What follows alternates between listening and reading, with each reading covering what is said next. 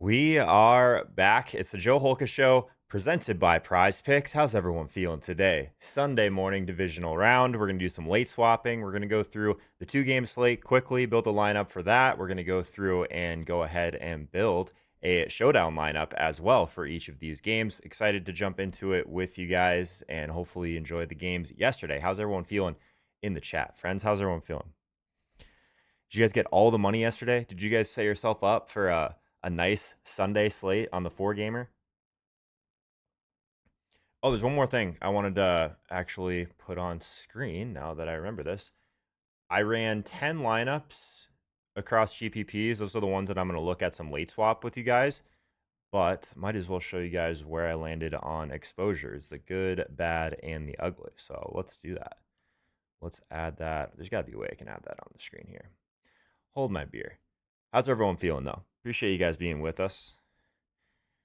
Apologies if you didn't realize we were going to do a show yesterday. I figured it'd be a little bit more fun to actually go through the 4-game slates, and then today we'll do a little bit of late swapping.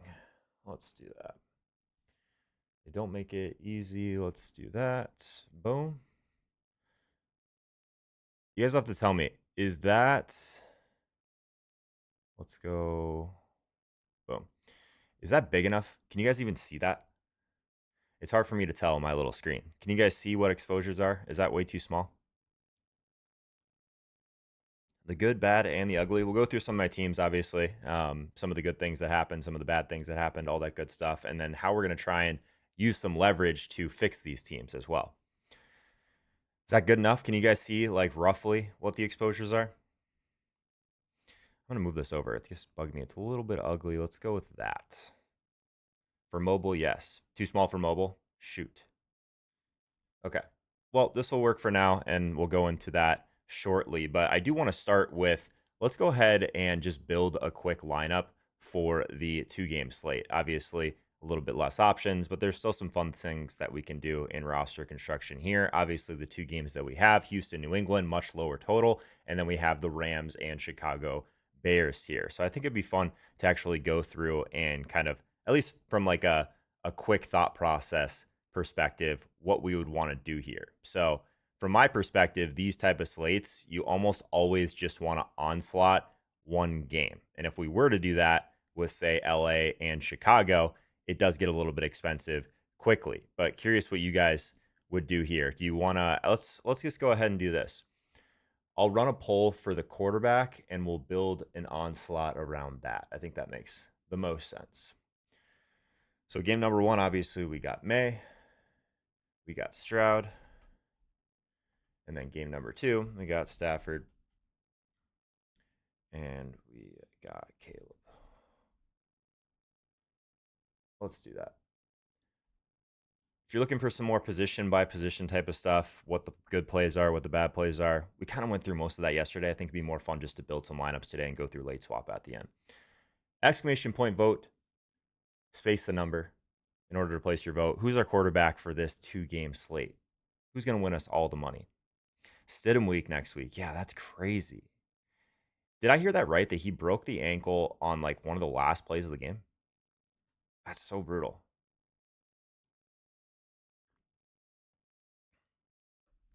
Really thought that Buffalo was going to pull that out in the end, honestly. Who do we want here? Who's our quarterback today on this Sunday slate? Sunday only. If you're new in the chat, exclamation point vote, space the number. That's the only way it's going to work. It's very touchy, these polls. You do have to be a subscriber to the channel as well. What else we got here? Who's in the chat? Catcher's in here. What's up, man? Hardcore King's in here. JR Heineke. We are back. What's up, man? D Mintz is in here. Morning. Let's go, man. Let's go. Joe Milk. What's up? Andy GPS. Lineups are probably dead. I got some dead lineups too, man. You'll see. You'll see. Time to piece together some desperation late swap. Yes, we'll have some of that, myself included. When you try and fit in JSN and CMC, you think you're kind of dead. Yeah, I have a couple of those too, I think. Yep. We got some live ones though. I'm feeling good about a couple teams. DJ Shane, what's up, man? How's it going? Dick Chuck, what's up, man? Missed most of your content this year. Algo not showing me hitting. Hey, what's up, man? Appreciate being back with us. We mixed in a little bit more of the fantasy stuff on YouTube. So if you're looking for more of like the sports betting stuff, prop betting stuff, mostly Instagram, TikTok. YouTube doesn't really like showing the sports betting stuff these days. It's kind of a little bit better for the fantasy stuff, which is cool in some ways. Too bad for Josh. Denver's been lucky all year, like the Bears. Yeah, they just always seem to pull them out, those close games. A Drake May stack. That might be fun. Okay, so we can do the Drake May stack. I think the main thing we have to do here is to Puka or not to Puka, essentially. So the question you're asking yourself is, if you don't play Puka at 9K, what are you able to pay up for with the rest of your roster, right? That's the main question here. And to me, I don't know if that fade is worth it. To me, I don't know if that fade is worth it. So I think if we're going to go with May, my starting point is going to be May, and it's going to be Puka. So I think that the way to probably run this is we play basically the opposite of what most people are thinking. Most people think that this first game is going to be completely dud. And I think that if we're going to play the May side of it, we just want to say that this game ends up outperforming. Maybe we get some weird touchdowns in LA and Chicago. So I still think that Puka, from a raw points perspective, still probably ends up being in the optimal. But how does this go completely wrong is how we ask ourselves, is the question I think that we need to ask ourselves. Do we end up getting some weird touchdowns? Maybe we end up getting some of these backup tight ends involved, all of that. But I think we do ultimately want to stack up Drake May pretty aggressively, and then we still get some pieces on the Houston side as well for a little bit of savings, right? I think that's probably the move here. Is there any other players that we have to have on this roster? Demons, Harvey TD prop killed me. Yeah, not great, man. I had that on 2 of the videos, so apologize if you guys were tailing the Harvey TD prop. Just know that that was like the one leg that held me back on like a 6 of 6. And I think it was also the one leg so far that's the way too early video, I believe, had Harvey on it. I can't remember. But yeah, that would have been a 4 for 4 too. Tough scene. Let's do this. Let's go through like who are must-haves quickly. I think we can kind of fly through. But I did want to have at least one lineup out there today, right? You have to. What are we thinking here?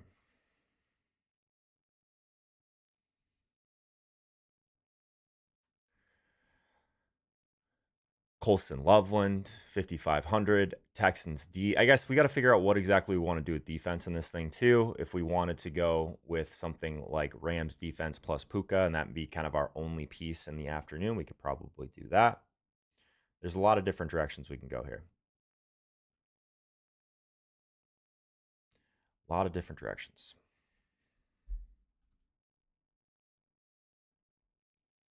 Sean Payton is why Harvey can't score, and yeah, trust the coach. That's always tough. That's always tough.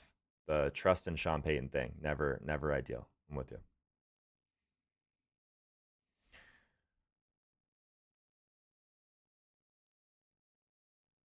I'm trying to figure out the best way to kind of do this on the back end too. I think we want to have at least 6 players from this game. I think that's probably the way we would have to do this if we want to completely onslaught it. So if we did that, I think kind of what we're looking at, especially if we put in Puka, right? We're kind of looking at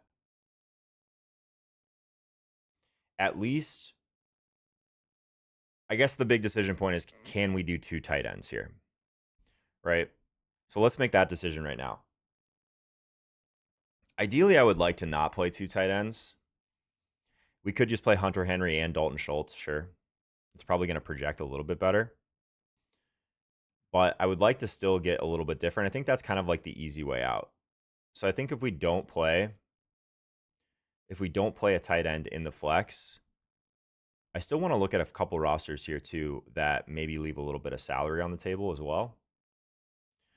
But ultimately, I think if we're playing May, the guys that I want to get in for sure, you guys can stop me if you think this is ridiculous. Obviously, I think we want to get in Ramondre here. What he's been able to do in the passing game, that correlation looks really good. I think we have to get in our boy Stephon Diggs to this roster. And then I think just with the target share that we've had for Hunter Henry in the red zone, I think we have to go with those three. That would be the three that I would choose uh on the New England side. And part of the reason for that is obviously Houston has been very good at defending wide receivers, but they've also been really good at defending boundary wide receivers, right? So I'm not as interested in Kayshawn Boutte and going that direction. Stevenson, Diggs, Hunter Henry, I think are insulated a little bit from that. But I think if we're asking ourselves, how does this game get sped up a little bit? Honestly, I think going Houston defense is not the worst idea here.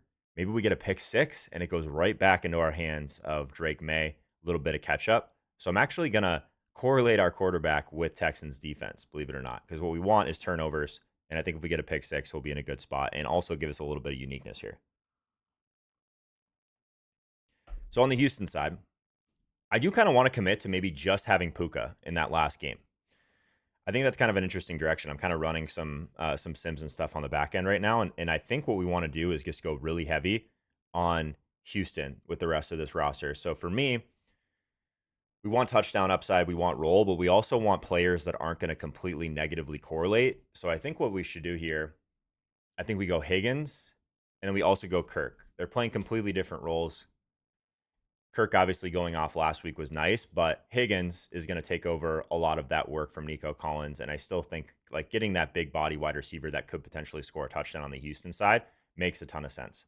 And then I think if we're just looking purely at running back here and we're trying to decide if we want to grab like a DeAndre Swift, if we want to grab maybe we just play Travion Henderson as well. I don't like the Henderson call as much. They seem like they just really trust Ramondre at this point. I think what if I got one thing wrong last week, it was that I thought they were going to continue kind of this mostly even split between Ramondre and Travion. And obviously Travion at any point can break big plays. That's always solid. Um, but I'm kind of more in line with just running with Stevenson here and getting that correlation with Drake May. And then I think we just want to add Woody Marks here. And we're going to trust the workload on that last piece. We're going to leave 600 on the table and then actually give ourselves a little bit of a chance for differentiation. How do we feel about this? How do we feel about this? Obviously, we're completely onslaughting game number one, hoping that game number two ends up being a little bit lower scoring, but Puka Nacua still ends up being, from a raw points perspective, in the optimal lineup. Cool? How we feeling? Let's close this poll out. If you're coming in late, these are my exposures. I played 10 lineups on the 4-game slate, so we're going to go through, see what I got right, see what I got wrong, and then go through some late swap stuff as well. But before we do that, I thought it might be fun to do a couple just quick showdown lineups as well. Let's just get all the lineup building on today's show. Let's do that, right? So let's go to game number one. What kind of captain do we want to roll in game number one? Do we just run back to Stephon Diggs captains for old time's sakes? How do you guys feel about that? The problem with Stephon Diggs captains is Houston just really hasn't been giving up a ton of touchdowns to wide receivers, though I do like to have alpha wide receiver as at least one of my strong considerations at captain. So I think if we're going Diggs, we still have to go May. What else do we want on this roster? Like who does Diggs correlate with the best, you guys think? We're going to shoot from the hip on this one and get these ones built out so we can get into some late swap stuff. I know some people probably just want the picks for today, so we're going to knock that out first. And then we'll get into some roster building, blow up those dead rosters, try and build in a little bit of upside.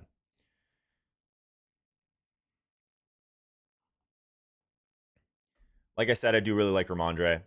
He also correlates relatively well with Stephon Diggs. They don't take away a ton from each other. The guys that do take away a ton from Stephon Diggs, Hunter Henry, Kayshawn Boutte, those are the type of players that negatively correlate the most with Stephon Diggs. So, do we want to get in Stroud as well? I guess that is kind of the next question I would have for you guys. If we got May and Stevenson, I guess my problem is I don't really love a lot else. I don't know if I want to go with like a 3-3 here. But if we're not going with Hunter Henry, we could go kicker. There's a lot of different directions we could go, I suppose. But what are you guys' thoughts? Who else should we jump in here with?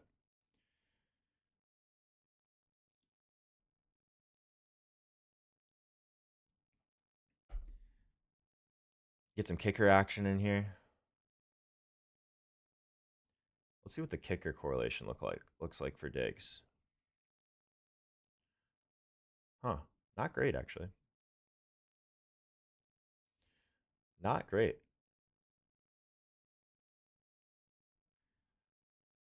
How do you guys feel about Higgins at 7,200? Just to like give us a little bit of touchdown upside, basically.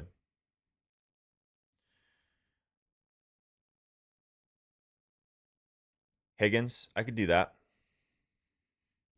So that's going to take a decent amount of salary, but I do think in like this type of format makes a lot of sense. What do we think about to like what we were talking about before? What if we go like heavy New England on this, but then we go like Texans on the other side? Just hope again to kind of correlate with what our other roster looks like. We just get Texans on the other side. So that leaves us with, we could go Dalton Schultz. We could go kicker for New England. We could go kicker for Houston. Kicker defense correlation would be kind of interesting on the other side. Higgins and Texans, though, seems interesting. Go both defenses, New England and Houston, with a Stephon Diggs captain. That one actually like projects the best, believe it or not. It just leaves a lot of salary on the table.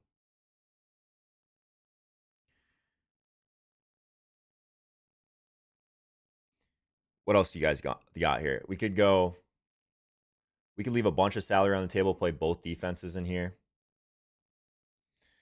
If it's going to be just a gross game, you're kind of just hoping that Diggs gets there with a lot of catches, which could easily happen. Gets a touchdown. New England a legit snow game by late second half. Let's go double defense. That just seems like a fun thing to have in our portfolio today. Let's go with that. This next game's a little bit more fun from a showdown perspective, right? So I'm actually going to run a poll for this one, though, for our captain, since I so rudely picked our captain for the last one. So let's, Caleb. Let's go Stafford. Let's go Puka.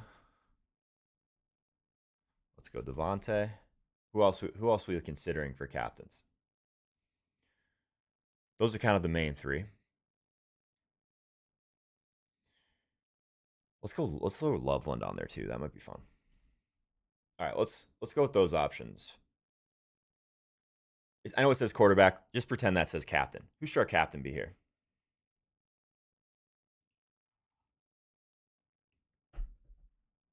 Parkinson.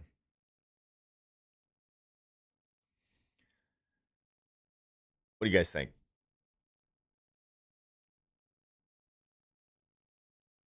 I don't know if I can go with the Parkinson.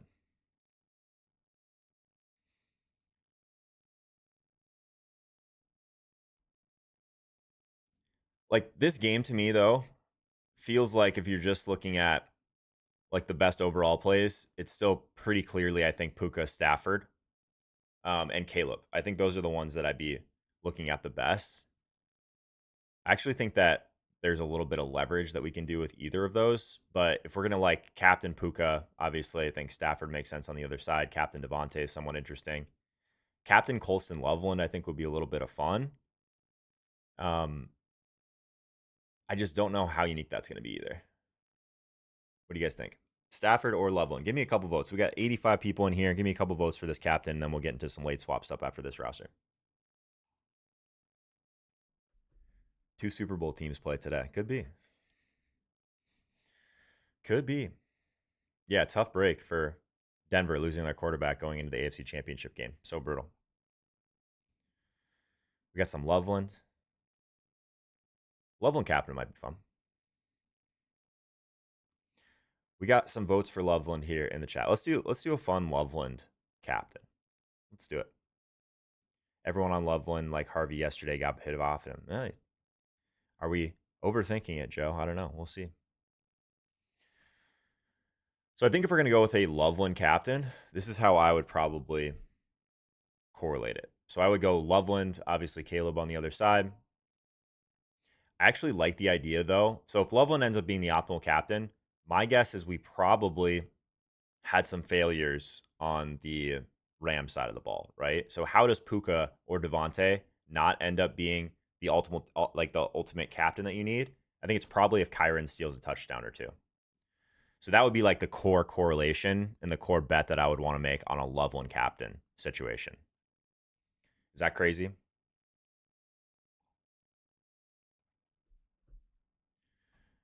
So who else do we want to prioritize if I'm going to force that upon us? Colson Loveland, captain. And then I don't even really love Kyron in this game, if I'm being completely honest, but I do think he's probably like the strongest negative correlation that we could have against like the Devontae and Puka captains personally. Does that make sense? That's kind of where I'm at on those. Charbonnet killed me as well, my man. You will see my rosters here shortly. Not ideal. Not ideal. So is this a Puka fade lineup completely to do something like this?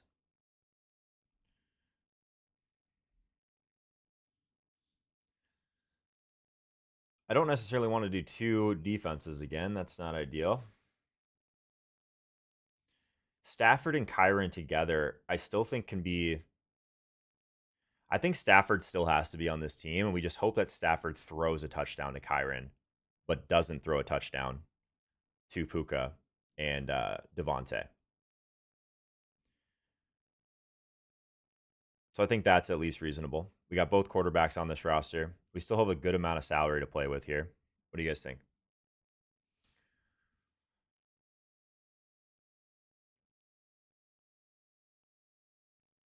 We get one of the kickers in there. I'm going to see what the Colson Loveland correlations look like, though.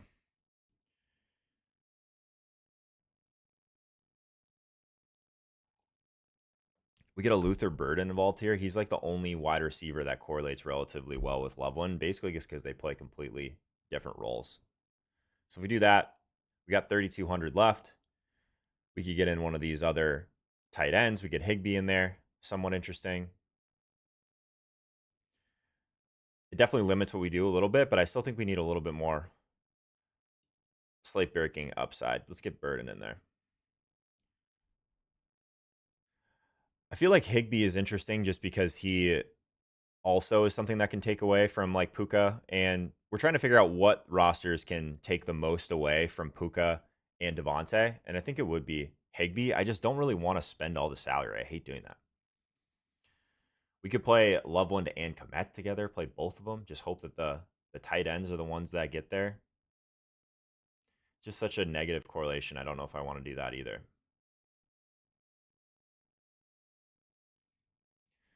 Corum would be interesting. Just play both the running backs. I don't hate that idea.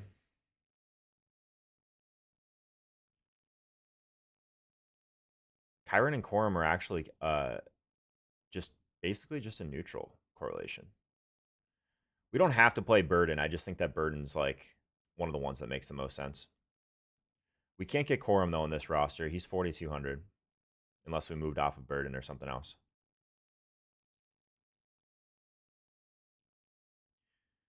So we're looking at Higbee and just spending all the salary, which I hate doing. What's like another tight end that we would even have any interest in?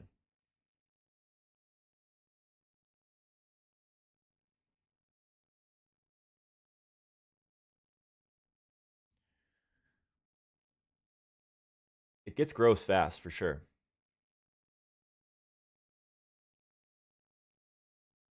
We get a Zacchaeus in there.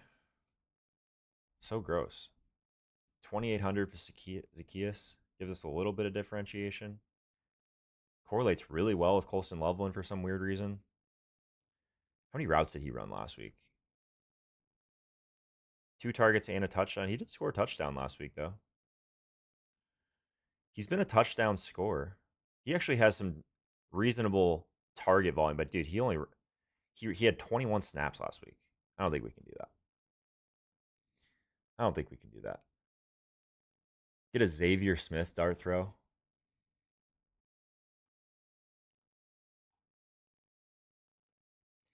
Like I'm trying to figure out like who is like the explosive play guy that could offer us like a little bit of like extra juice here. Is it Xavier Smith?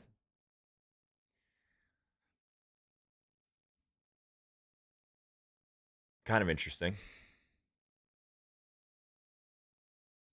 If we did want to go somewhat different with not going with Luther Burden, that gives us a lot more options, right?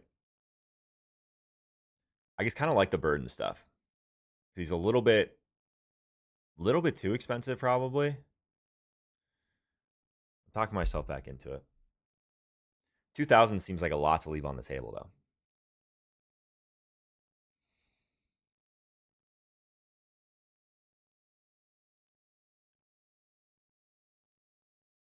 Xavier Smith is kind of interesting to me, though.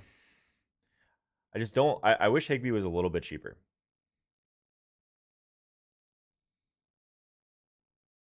But we can't get into any of these other guys, really.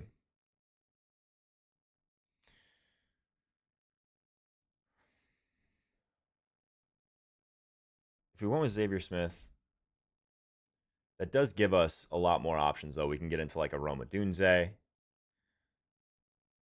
I think Odunze is kind of interesting because everyone's kind of down on him. And in theory, that is kind of where you can beat the Rams. You can beat them deep on the outside.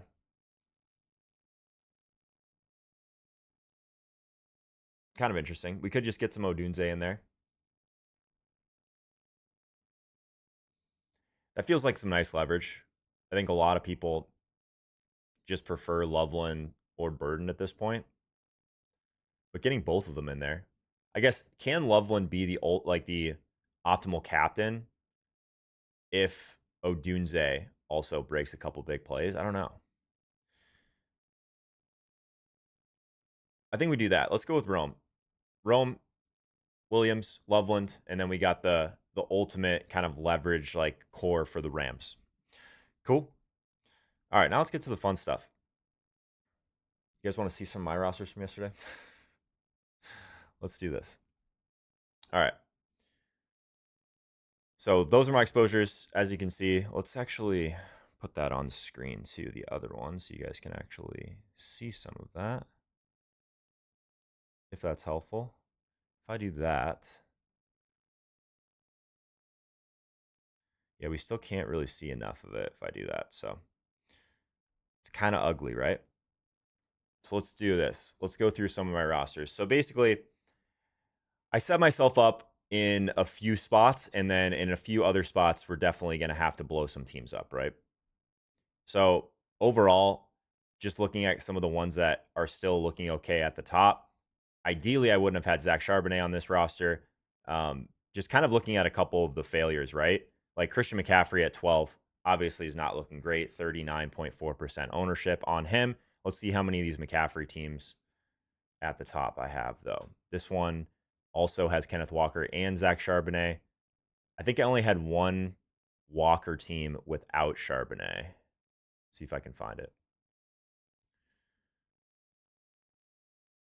So this one has some failures in it, like the Barner failure, the Bills failure, but this one actually is still in decent position. We get Cook at 16.5%, Walker. So I think ultimately we can let's just go team by team. I think that makes the most sense. Let's start at the bottom. So Kyle Juszczyk, obviously he doesn't get there at 1%. RJ Harvey, 45% owned at just 11 points. I don't think is like a killer.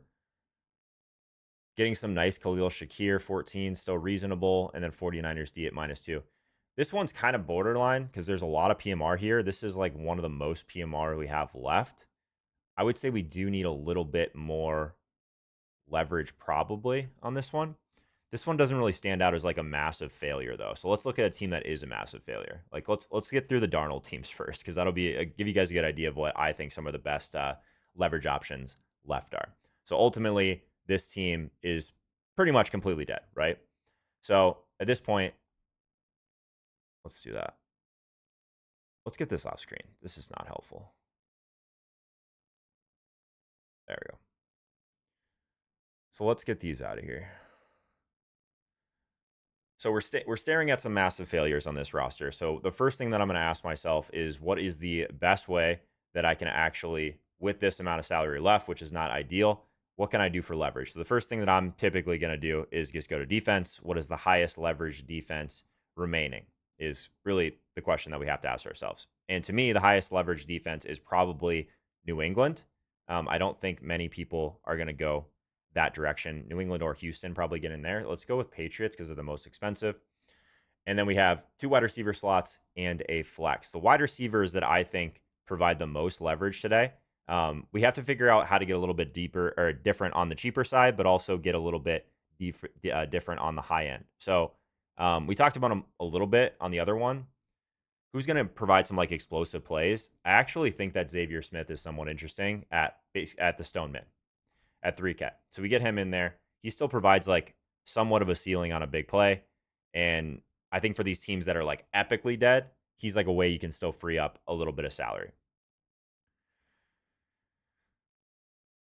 And then if we're looking at this, I think we probably want to back into like a Travion team.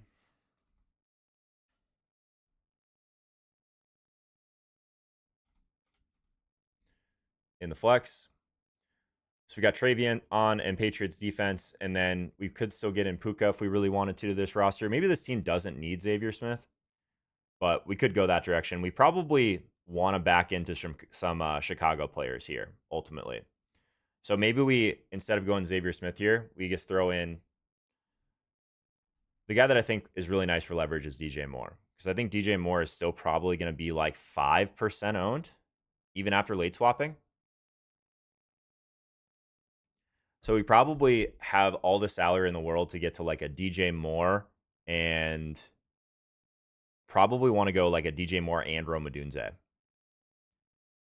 Devontae, I think, is still going to be 15 to 20, maybe even higher, just looking at some of the ownerships. So I think we really want to try and get some of these Bears wide receivers, ideally. So for this one, the only prayer this team has really is getting like some massive leverage with Travion, Patriots D, and then two of the wide receivers for Chicago is kind of how I would approach that one. All right, one team down. Let's get back to I'm trying to figure out the best way to show this to you guys. I guess we can just go team by team. All right. So we got this team taken care of. We got Rome Odunze, DJ Moore, Travion Henderson in there. I want to start with the Darnold teams just because they were so bad. Ooh, this Purdy team is really bad too. These will be quick. So let's do this one. This one's in really rough shape. So the Purdy teams are out, and this one's, yeah, completely dead. So let's just do this one quickly. I think Xavier, like I said, get him in there. Patriots defense. And then we got 7,600. I mean, we really need to blow this one up, but Xavier Smith probably not necessary. I think, again, DJ Moore. And we get Rome, both. That one was easy. Cool. All right, so we got two of the really bad teams. This is just some Millie Maker teams. So let's see. Maybe we should just go top to bottom here. I think I had one more Darnold team though. Yeah, let's do the Darnold team quick. So this one, obviously we had the Darnold failure, but we also had Jackson Smith and Jigba at 10. He gets that touchdown, still doesn't matter. Still a massive snowflake for him. This one does have Broncos D on it, but ultimately this team is completely dead. Completely dead. So at this point, you're trying to hope for some leverage and hope to just back into some sort of min cash, right? So again, I think I guess from a running back perspective, I do really like Henderson or Travion, but you could make an argument probably for like DeAndre Swift as well. But Travion feels like the one that is the right late swap. He's going to be like 5%. So we get him in there. And then I think, again, the wide receivers that we really want to focus on are these Chicago guys. I also think that Higgins is somewhat interesting. So we could go Higgins on this team because we have a little bit less to work with salary-wise. So I would go Higgins, and then I still think DJ Moore is probably a better leverage option than just looking at Rome Odunze, but still pretty solid. And then we got 5,600 left. So we could get Colson Loveland on this team if we wanted to. I think it's still Rome. I think it's if like some of these teams that are epically dead, I'm literally just looking at like the difference between ceiling and ownership, and that's kind of builds out like this little like leverage score. So that's where you end up with like DJ Moore, Jaden Higgins, those type of guys. Um, there isn't enough of like the super high end, high price guys to where I think like the like middle of the like road of these guys is kind of the best way to just increase your odds of moving up. All right. So we got 3 of the 10 teams done. Some of these are going to get a little bit more difficult, I think, with the ones that are still in good shape. But let's try and find the other Darnold team. Got that one done. Got that one done. I thought I had another Darnold team. Is it up here? Maybe I only had one Darnold team.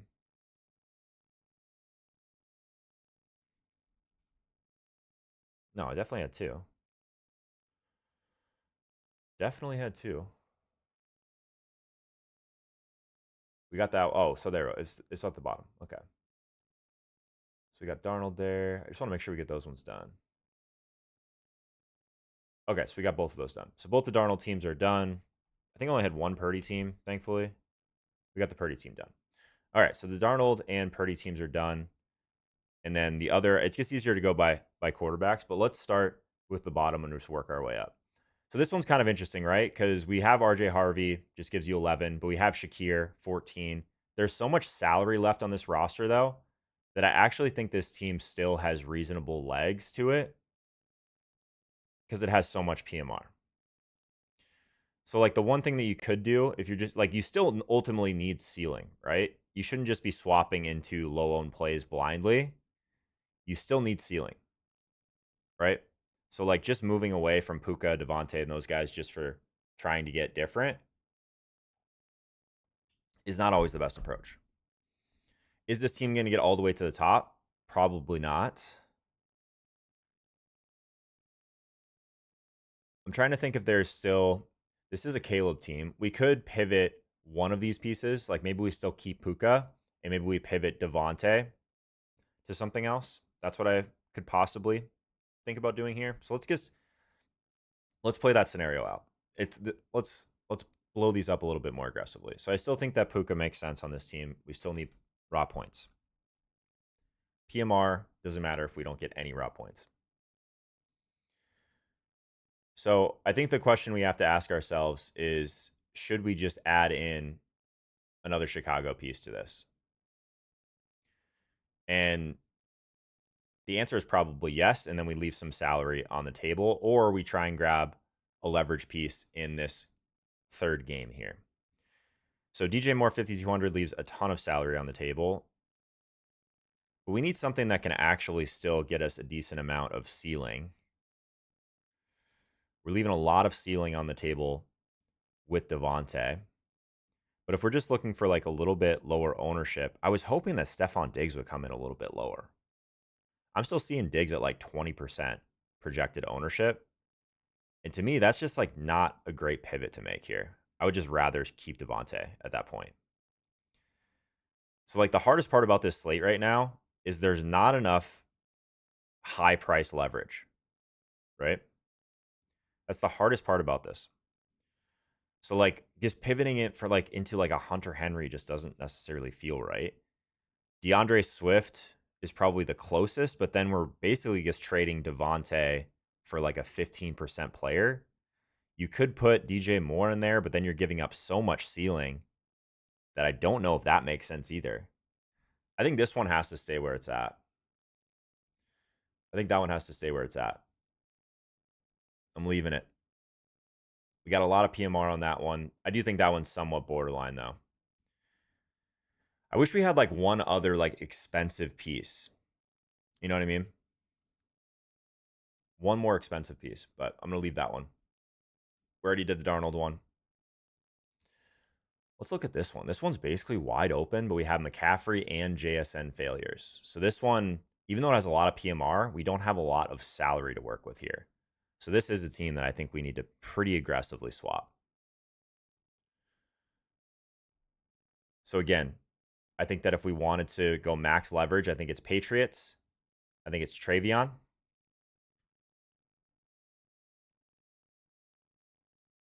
And then I think we want to back into some of these Bears wide receivers.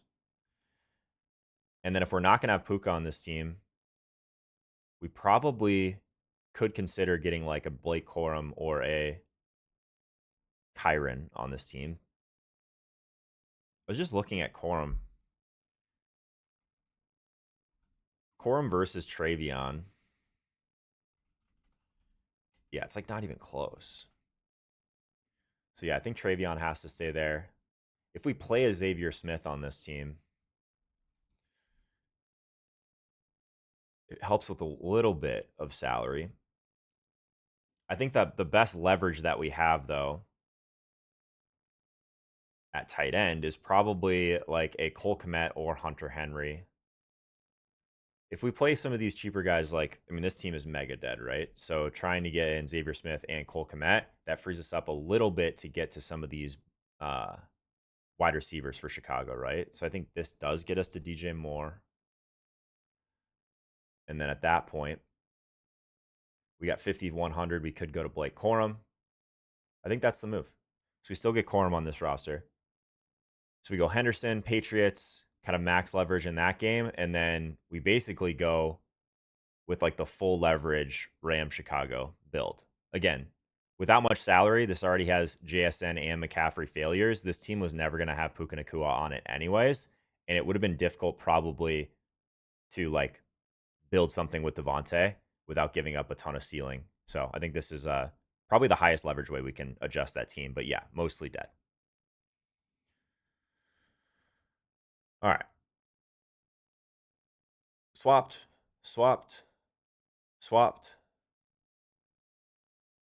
This one's kind of interesting. So this was my Shaheed double dip team. This one has Seahawks defense. Shaheed at 3%. Tonja's at 32, not a massive failure.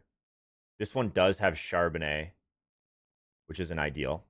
This one does have Harvey, which isn't ideal. So we basically have chalk the rest of the way with Stafford, Puka, Adams, Loveland.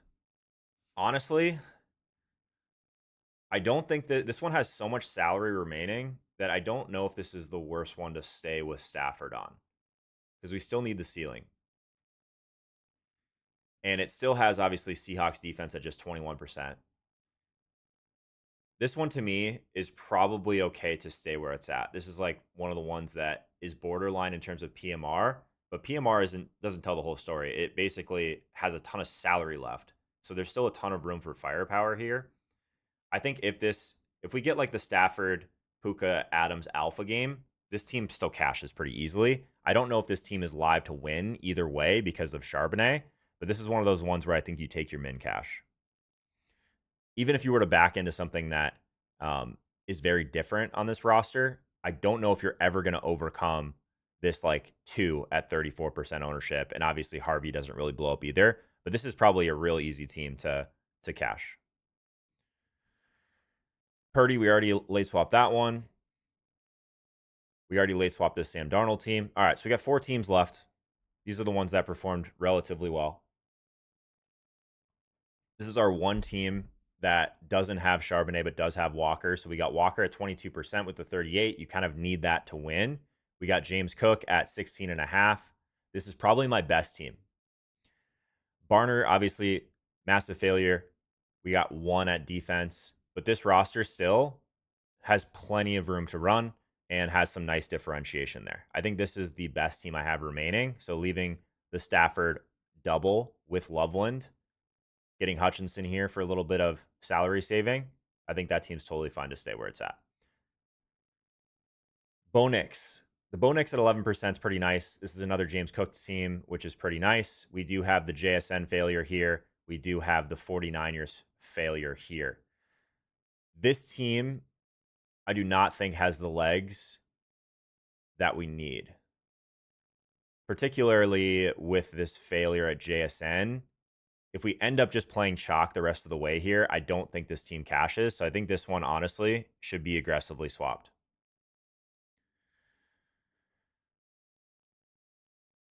We don't have a ton of room to work with here, though, is the main problem. But I think let's just see what it gets us if we put in DJ Moore here and Odunze. That leaves us with 6,100 in the flex. That gets us to like a DeAndre Swift. I actually kind of like that. Swift versus Marks. Where's the leverage there? So Marks probably gonna be about 15% owned with like a 16-point ceiling. Swift is gonna be like 14% owned with like it's basically the exact same play. Travion still just gives us so much more leverage. I think this still has to be a Travion team. So Travion Moro Dunze, that's the max. I think we can adjust this team. Yep. Easy. Yeah, I don't have a ton of burden on my swaps right now because I still think that he's going to be one of the more popular guys. I really do. If he's 20%, he doesn't help these dead teams at all. If he's 20%, right? So let's look at my top two teams. Not a ton of PMR on some of these, but let's see. So this one does have Kenneth Walker on it, who you're going to need to win. This one does have the Charbonnet failure on it, unfortunately, but we do get a really nice Dalton Kincaid at 13%. So I talked a little bit about, and then Seattle D. I talked a little bit about this on the stream yesterday. I wanted to have a couple rosters out there that just had Kincaid from game number 1 and just hope that the Kincaid stuff at 13% ends up putting you in a really good spot at the tight end position overall, right? So we pass all the Tonjas people. We should, in theory, match the people that are going to play Colston Loveland. And then we get some really nice leverage at 13%. So Kincaid, Walker together. Obviously, this team is in a really great spot if it doesn't have Charbonnet. But I still feel pretty good about this one overall. Getting Caleb to Loveland. I'm just thinking through if there's any other direction we could take this. If we did go Stafford on this team,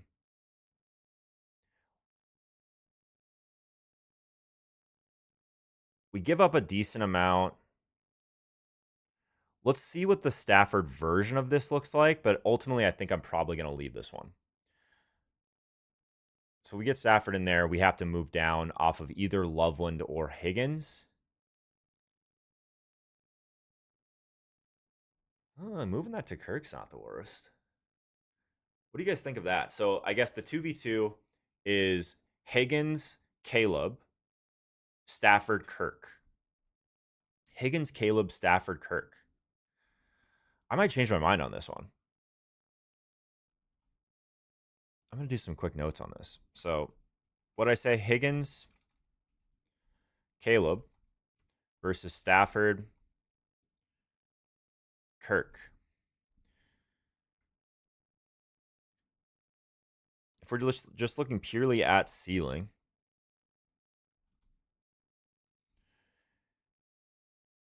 I don't know. This might be, I might have changed my mind.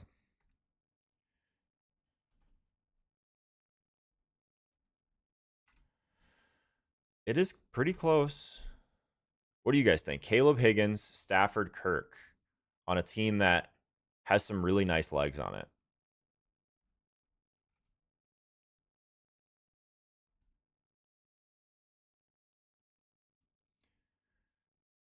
We live chat?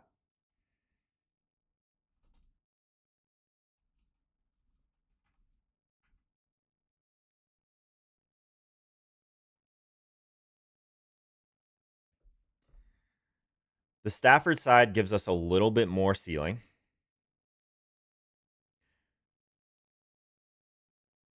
Ownership-wise, let's make sure. I think we probably get much better ownership on the Higgins side, I would imagine. But this already is a team with Puka and Devontae on it, right? So maybe you just play it. Maybe just play the Stafford alpha game.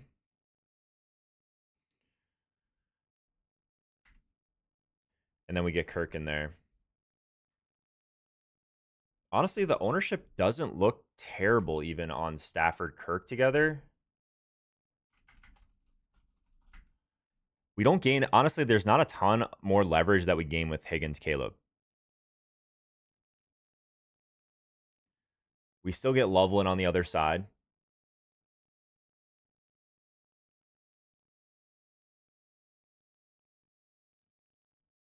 D-Mintz likes the skinny better. I think this team's in such a good position that moving it to Stafford is okay. The leverage is really very insignificant, honestly, and we gain about 3 points of ceiling by moving to Stafford and Kirk together. So, gonna make that move. We got one roster left. So, I would say this roster that has Kenneth Walker and James Cook, and then probably this one, even though it has the Charbonnet failure, those ones probably still have the best legs here overall. So we're going to leave those ones with the Stafford doubles and Loveland. So we're pretty condensed here on what we have left on those teams. And then this last team is a Josh Allen team. Does have Walker, also has Charbonnet, unfortunately, also has McCaffrey. So I would say that we're probably in a position here where this team is not good enough. This team needs to be aggressively late swapped. Even though it's my top team right now, I don't think we can keep that failure in there with Puka coming. So I think we want to max leverage this team. The problem with this is we don't have any flexibility on what we can do with our running back or flex spot, unfortunately. So to me, I think the highest leverage tight end that we can play at this point is going to be Hunter Henry. Hope he gets in the box. And then I think we still want to aggressively move into some of the Bears guys. So I think DJ Moore, Odunze. And then we got 5,100 at wide receiver. I don't know what that does for us, really. That gets us Burden. Burden versus Higgins. So we get Higgins probably at like 12% ownership. Burden's probably going to be closer to 20-ish. I think this is probably a Higgins team. So we get the Higgins, Henry, Mini, and then we go Moore and Odunze. I think that's the max leverage for this one. The Stafford ownership, I think, is going to be around 15%, maybe 20. It's weird because you'll see these like the Stafford ownership is going to get propped up just by a lot of Puka and Devontae coming. So there still probably is a scenario where I go through these teams one more time before the last game, and if I have some more failures, that I still probably continue to move some of these rosters, right? So let's lock this in. I'll show you kind of what I mean. So let's take that one, for example, that I did move to Stafford here. So if we get a Christian Kirk absolute failure, I probably end up moving Stafford to Caleb. So I think that's the trade-off here, is getting Christian Kirk in there. If he does fail, or say Higgins goes completely crazy and I made the wrong decision, then you do kind of aggressively need to change some things, right? So at that point, I probably would consider moving to like a Caleb and then probably getting off of Loveland. It would probably look like, so in the scenario where Kirk completely fails and Higgins goes off, like that exact 2v2 that we made, I'm probably moving off of Loveland and moving that to DJ Moore, and I'm probably moving Caleb in Stafford's spot, if that makes sense. That's probably the direction I would take it. Cool. This was the kind of what the exposures looked like yesterday. At some points, we were looking in pretty good shape. Unfortunately, I don't know if we have anything that's going to really challenge to win anything. Just having, you need like that perfect like 10 leg parlay. And we got too much Charbonnet. Ultimately, a couple of these teams though are pretty live, especially the one that has Seahawks D. We got Kincaid at 13%. Obviously, you need Kenneth Walker to win at this point. So I think we're in a pretty good spot to, at the very least, break even on this slate. But I think there's still a good chance that some of these teams could run, maybe not challenge to win, but still have a decent score on the divisional round. So we'll continue to kind of keep late swapping some of this stuff. Hopefully this was fun for you guys. We got a couple lineups built at the very beginning. If you're just trickling in here, we got a Sunday only lineup built, a couple showdown lineups as well. So appreciate you guys. We'll be back next week, normal time. I believe we'll do they have the schedule out? Let's just look at it.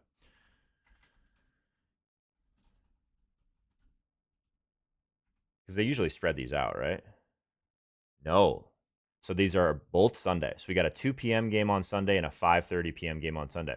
Cool. So we'll be back Sunday at 9 a.m. Eastern time to our usual day. Appreciate you guys being with us. Best of luck in all your contests today, and we'll see you soon.